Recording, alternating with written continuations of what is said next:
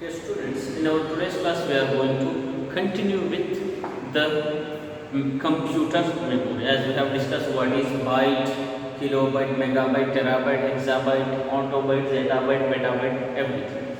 Now, in our today's class we are going to see the classification of memory. How computer memory is classified.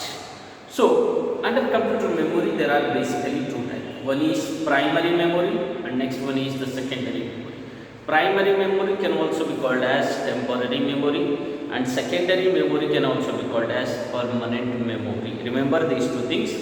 Primary memory can also be called as temporary memory and secondary memory can also be called as permanent memory.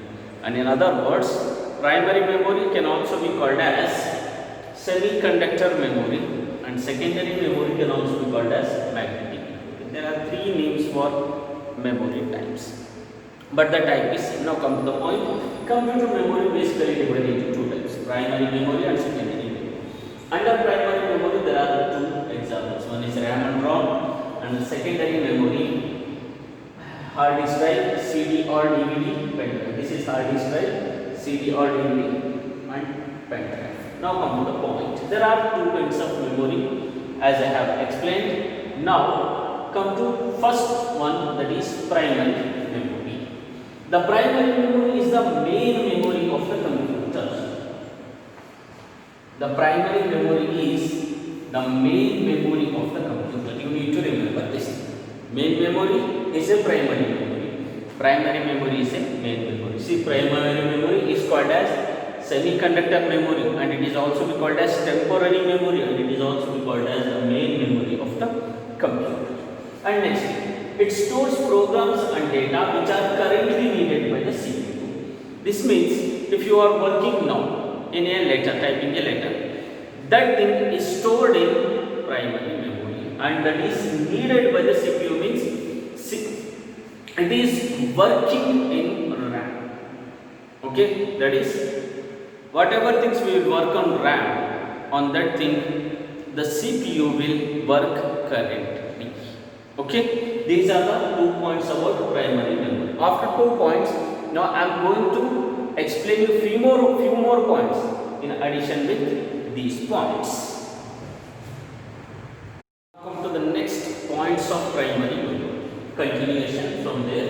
The size of the main memory is comparatively much smaller than that of the secondary memory because of its high cost. The main memory size is smaller than the secondary memory because the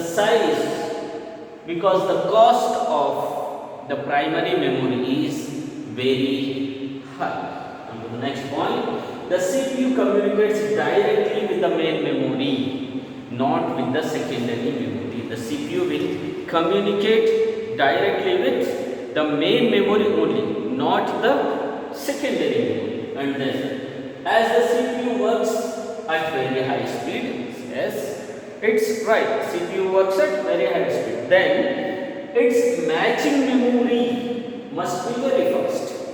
As the CPU works with high speed, then the memory which works with CPU must be with high speed also. Then only primary memory devices can provide the matching speed for the CPU. Only the primary memory is faster than that of the CPU. And then RAM and ROM are used as main memory of computer. These two are the best examples for main memory of computer. And the last point is primary memory is of two types. One is RAM, that is random access memory. Next one is ROM, that is read only memory. Hope you have understood this concept. In our next class we are going to discuss about RAM. And under RAM, how many types of RAMs are there? Okay, we are going to discuss in our next class. If you have any doubts regarding today's class, you can ask me personally. Thank you.